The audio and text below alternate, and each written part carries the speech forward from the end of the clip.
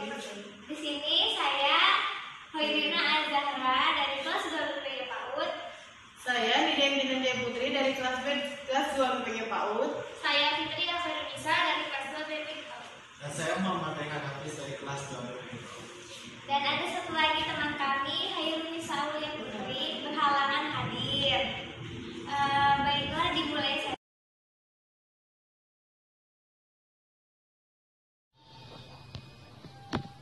Assalamualaikum warahmatullahi wabarakatuh. Perkenalkan, saya Hairunisa Aulia Putri dari kelompok 4 Pendidikan Pancasila. Sebelumnya Bapak mohon maaf dikarenakan saya tidak bisa ikut bersama teman-teman saya membuat video presentasi dikarenakan saya sudah pulang karena kondisi saya yang tidak fit dan saya tidak bisa datang ke kampus untuk presentasi bersama teman-teman saya. Jadi saya akan melakukan presentasi sendiri mengenai pengertian dan urgensi Pancasila sebagai falsafah. Nah, di sini secara etimologis kata falsafah berasal dari bahasa Yunani, berasal dari kata filosofi yang berarti cinta dan kebijaksanaan. Jadi Pancasila filsafat itu sendiri, cinta kan kebijaksanaan atau mencintai hakikat kebenaran. Lalu di sini ada falsafah itu sendiri mempunyai aliran. Yang pertama adalah aliran materialisme. Aliran ini mengajarkan bahwa hakikat realistis kemestaan makhluk hidup manusia, semua realitas itu ditentukan oleh hukum sebab akibat yang bersifat objektif. Dan yang kedua ada aliran idealisme atau spiritualisme. Aliran ini mengajarkan bahwa ide atau spirit manusia yang menentukan hidup dan pengertian manusia itu sendiri. Dan yang ketiga ada aliran realisme. Aliran ini menyatakan bahwa aliran sebelumnya pertentangan itu tidak sesuai dengan kenyataan, di mana realitas adalah perpaduan benda materi dan jasmani dan materi spiritual dan jiwa rohani. Di sini ada pengertian filsafat Pancasila.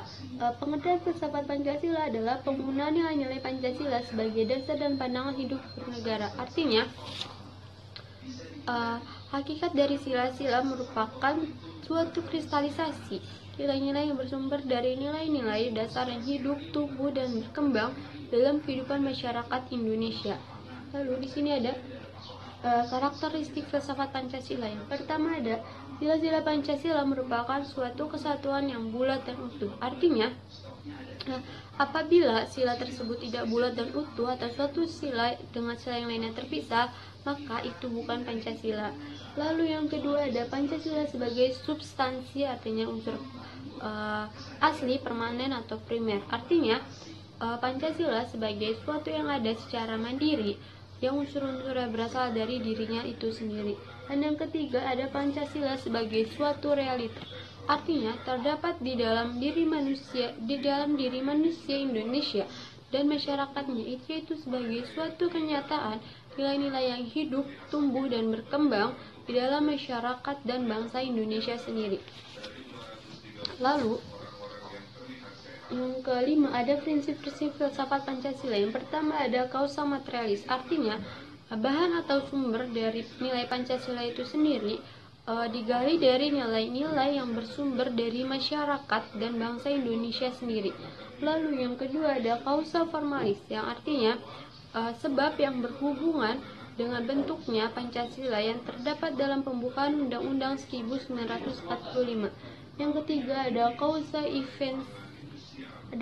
efisiensi, artinya sebab yang berhubungan dengan kegiatan BPUPKI dan PPKI dalam memutuskan dan menyusun Pancasila sebagai dasar negara. Yang keempat ada kausa finalis, artinya maksud sebab yang berhubungan dengan tujuan diusulkannya Pancasila sebagai dasar negara Indonesia. Lalu di sini ada Pancasila sebagai sistem filsafat. Yang pertama, menurut Nurbakri menjelaskan bahwa Pancasila sebagai sistem filsafat merupakan hasil perenungan mendalam menurut para tokoh ahli. Yang pertama ada sistem filsafat bersifat koheren, terus ada sistem filsafat harus bersifat menyeluruh, sistem filsafat harus bersifat mendasar, dan sistem filsafat harus bersifat spekulatif. Lalu di sini ada nilai-nilai Pancasila berwujud dan bersifat filsafat. Yang pertama ada Pancasila sebagai pandangan hidup bangsa. Yang kedua ada Pancasila sebagai dasar negara. Yang ketiga ada filsafat Pancasila yang abstrak tercermin pada pembukaan Undang-Undang 1945. Yang keempat ada Pancasila dirumuskan dalam bentuk Undang-Undang 1945, merupakan suatu kesatuan yang utuh. Yang kelima ada jiwa Pancasila yang abstrak tercetus menjadi proklamasi kemerdekaan Indonesia pada tanggal 17 Agustus 1945. Yang keenam, berdasarkan penjelasan otentik Undang-Undang 1945, Undang-Undang Dasar tersebut menciptakan pokok-pokok pikiran yang terkandung dalam pembukaan Undang-Undang Dasar Negara Republik Indonesia tahun 1945 pada pasal-pasalnya. Lalu yang terakhir ada berdasarkan dengan hal itu, kesatuan tafsir sila-sila Pancasila harus bersumber dan berdasarkan dengan pembukaan dan Undang-Undang 1945. Sekian presentasi dari saya, kurang lebihnya mohon maaf. Ya, saya akan menjelaskan tentang Pancasila sebagai filsafat. Pancasila sebagai filsafat memberikan jawaban yang mendasar dan menyeluruh oleh bangsa Indonesia dan harus diakui dan dihargai. Pengakuan, penghargaan, dan penerimaan Pancasila sebagai filsafat bangsa yang memiliki nilai tinggi itu harus diimplementasikan secara praktis dalam sifat tingkah laku dan kepribadian setiap individu. Maka Pancasila akan tercermin dalam setiap sikap sebagai seorang warga negara dan menyeluruh atas masalah-masalah asal filsafat tentang negara yang terpusat pada 5 masalah keadilan. Yang pertama, masalah pertama, apa negara itu? Lalu masalah kedua, bagaimana hubungan antar bangsa atau antar negara? Yang ketiga, siapakah sumber dan pemegang kekuasaan negara? Yang keempat, apa tujuan negara? Dan yang kelima, bagaimana hubungan antara agama dan negara? Berkaitan dengan kelima asas Pancasila kita.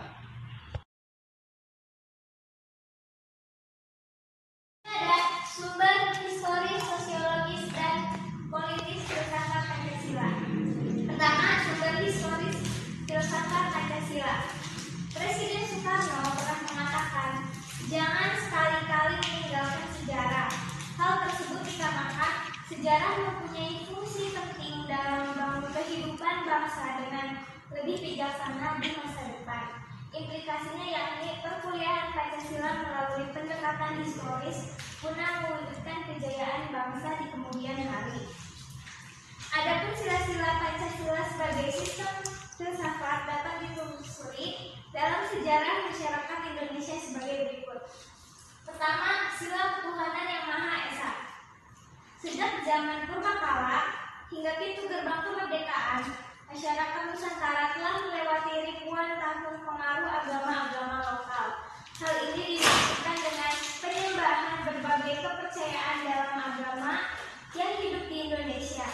Di Indonesia sendiri, agama memiliki peranan sentral dalam pendefinisian institusi sosial. Yang kedua ada sila kemanusiaan yang adil dan beradab. Kemerdekaan Indonesia menghadirkan suatu bangsa yang memiliki wawasan global dengan kearifan lokal, memiliki komitmen pada penertiban dunia berdasarkan kemerdekaan, perdamaian, dan keadilan sosial serta pada pemulihan hak-hak asasi manusia dalam suasana kekeluargaan kebangsaan Indonesia. Selanjutnya, sila persatuan Indonesia. Kebangsaan Indonesia merefleksikan suatu keutuhan dalam keagamaan serta kebaruan dalam keislaman. Indonesia adalah bangsa yang majemuk paripurna karena kemajemukan sosial, kultural, dan teritorial dapat menyatu dalam komunikasi politik kebangsaan Indonesia. Selanjutnya, sila kerakyatan yang dipimpin oleh hikmat kebijaksanaan dalam permusyawaratan perwakilan. Sejarah menunjukkan bahwa nilai-nilai demokrasi dan kedaulatan rakyat telah berkembang dalam budaya Nusantara.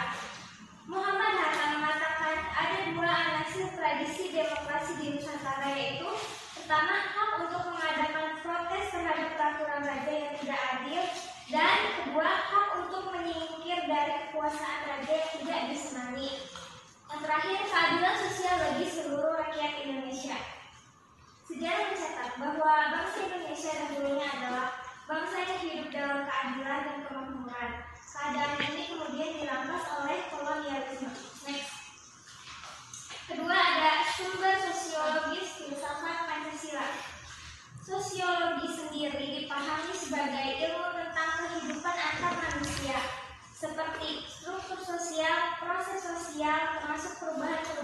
sosial dan masalah sosial yang patut disikapi secara arif menggunakan standar nilai-nilai yang mengacu kepada nilai-nilai Pancasila.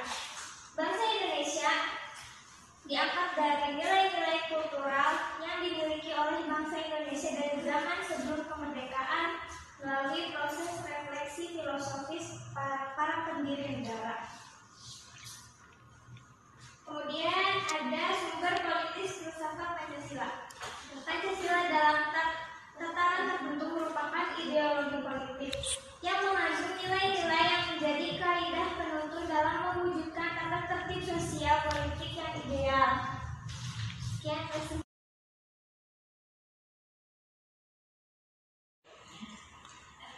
Selanjutnya yaitu D, dinamika dan tantangan Pancasila sebagai sistem filsafat. Di sini dibagi menjadi dua. Yang pertama yaitu dinamika Pancasila sebagai sistem filsafat. Di sini yang pertama ada era pemerintahan Soekarno. Pancasila sebagai sistem filsafat dikenal sebagai istilah filosofis Grand Slang. Gagasan tersebut merupakan perenungan Insinyur Soekarno dalam perencanaan pembentukan negara merdeka. Ide tersebut juga mendapatkan sambutan positif dari berbagai kalangan, terutama pada sidang BPUPKI pertama. Yang kedua yaitu pada era Soeharto. Perenungan Pancasila sebagai sistem filsafat digunakan sebagai pedoman hidup sehari-hari. Atas dasar inilah Soeharto mengembangkan sistem filsafat Pancasila menjadi penataan P4. Yang selanjutnya yaitu pada era reformasi. Pancasila sebagai sistem filsafat kurang terdengar resonansinya. Namun Pancasila sebagai filsafat ini bergema dalam wacana akademik. Dan selanjutnya yaitu tantangan Pancasila sebagai sistem filsafat.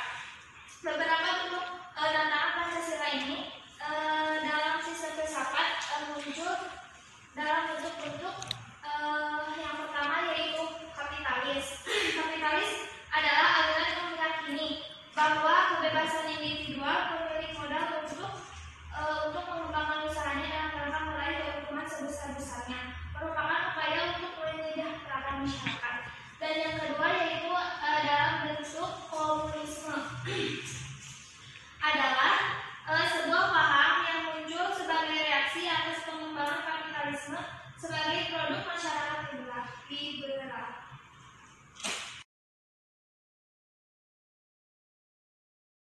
Ada rangkuman Pancasila sebagai sistem filsafat. Yang pertama, Pancasila sebagai sistem filsafat sudah dikenal sejak para pendiri negara membicarakan masalah dasar filosofis negara dan pandangan hidup bangsa. Meskipun istilah tersebut mengandung muatan filosofis, namun Pancasila sebagai sistem filsafat yang mengandung pengertian lebih akademis memerlukan perenungan lebih mendalam.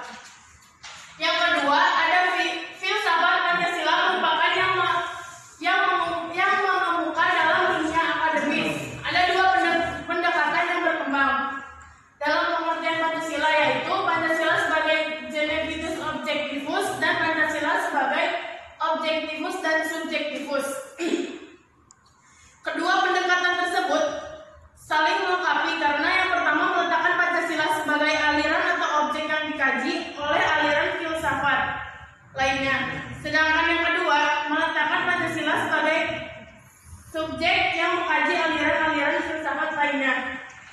Yang ketiga, ada pentingnya Pancasila sebagai sistem filsafat ialah agar dapat diberikan pertanggungjawaban rasional dan mendasar mengenai sila-sila dalam Pancasila sebagai prinsip-prinsip politik, agar dapat dijabarkan lebih lanjut hingga menjadi operasional dalam penyelenggaraan negara.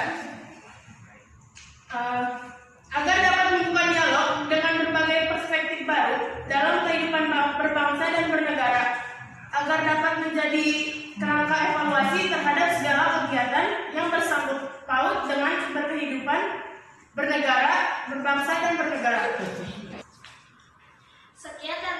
Sekian presentasi dari kelompok kelompok 4, kurang lebihnya mohon dimaafkan.